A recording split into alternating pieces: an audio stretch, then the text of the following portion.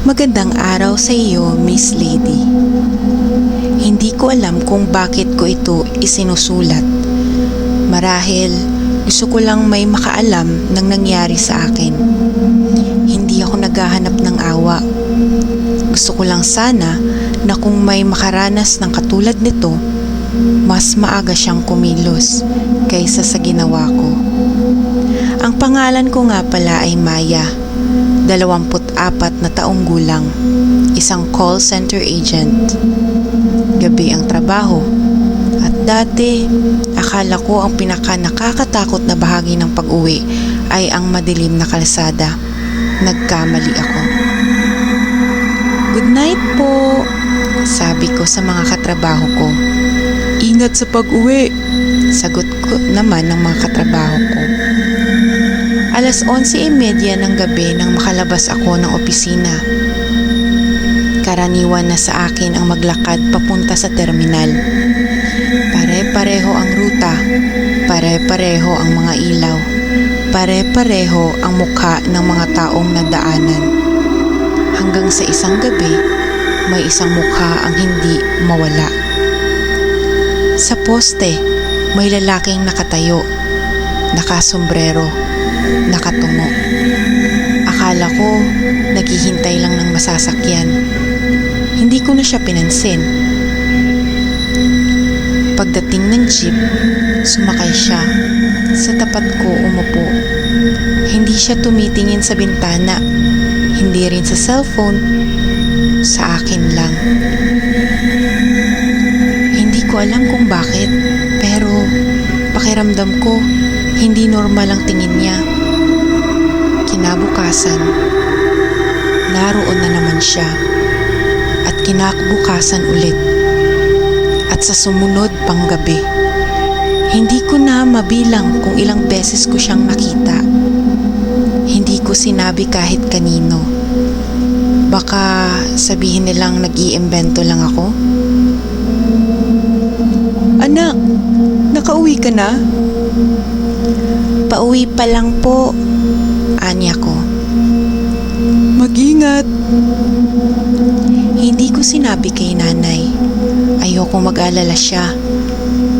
Pero gabi-gabi, pakiramdam ko may matang nakatingin. Minsan, sinubukan kong baguhin ang ruta ko. Imbis na sa terminal, sa kabilang kalsada ako dumaan. Paglingon ko, naroon pa rin siya. Huminto ako. Huminto rin siya. Naglakad ako. Naglakad rin siya. Tumawid ako. Tumawid din siya. Doon ko unang naramdaman ang tunay na takot. Hindi na ako dumiretso sa bahay. Pumasok ako sa isang convenience store. "Ma'am?" anya ni Kuya Ben. Kuya," sabi ko. May sumusunod yata sa akin. Sumilip siya sa labas. Hindi ko makakalimutan ang ekspresyon ng mukha niya. Huwag mo na kayong lalabas. Kanina pa kayo sinusundan. Anya ni Kuya Ben. Parang tumigil ang oras. Hindi pala ako nag-iisip lang. May nakapansin din. Tumawag kami ng pulis, pero bago sila dumating, nawala ang lalaki. Parang bula. Akala ko tapos na. Nagkamali na naman ako.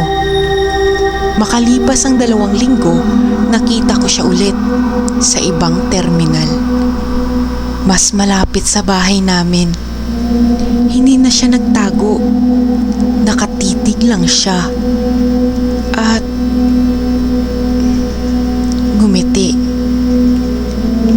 Hindi ako nakatulog ng gabing iyon. Kinabukasan, may sobre sa gate namin.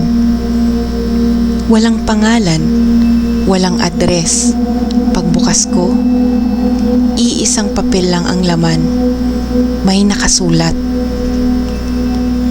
Alam ko kung saan ka nakatira. Hindi ko na iyon sinabi sa nanay ko. Diretso akong nagtungo sa presinto. Ma'am, hindi lang po kayo ang nagreklamo. Anya ng pulis. May iba pang biktima. Pare-pareho ng kwento. Pare-pareho ng lalaki. Doon ko nalaman may ilang babae nang hindi na nakauwi matapos sundan ng hindi kilalang lalaki. Hindi na sila nakita. Lumipas ang halos isang buwan, nahuli rin siya. Sa loob ng inuupahan niyang bahay, nakakita ang mga pulis ng mga litrato, mga rutang dinadaanan, mga schedule ng trabaho, pati mga larawan ng mga babaeng matagal na niyang sinusundan. Kasama roon, ang litrato ko!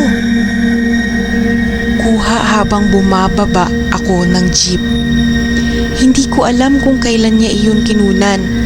Hindi ko alam kung bakit ako nakaligtas. Siguro dahil humingi ako ng tulong. Siguro dahil naniwala ako sa kutob ko. O baka hindi pa niya dumarating ang araw na balak niya para sa akin. Hanggang ngayon, hindi ko pa rin alam. Kung umabot ka sa bahaging ito ng liham, may hihilingin lang ako. Kapag pakiramdam mong may mali, huwag mong isipin na nag-o-overreact ka. Kapag pakiramdam mong may sumusunod, huwag mong isiping nagkataon lang. Kapag may pagkakataong humingi ng tulong, gawin mo. Hindi nakakahiya ang mag-ingat. Ito na marahil ang huli kong isusulat. Umaasa akong wala ng ibang makadadagdag sa mga kwentong katulad nito. Kung ligtas kang nakauwi ngayong gabi, magpasalamat ka. Hindi lahat nagkakaroon ng ganoong pagkakataon. Natapos dito ang sulat, ngunit ang kwentong tulad nito ay hindi araw-araw may mga taong tahimik na minamanmanan. May mga biktimang hindi agad nagsasalita at may mga pagkakataon ang tanging pagitan ng ligtas na pag-uwi at trahedya ay ang lakas ng loob na humingi ng tulong.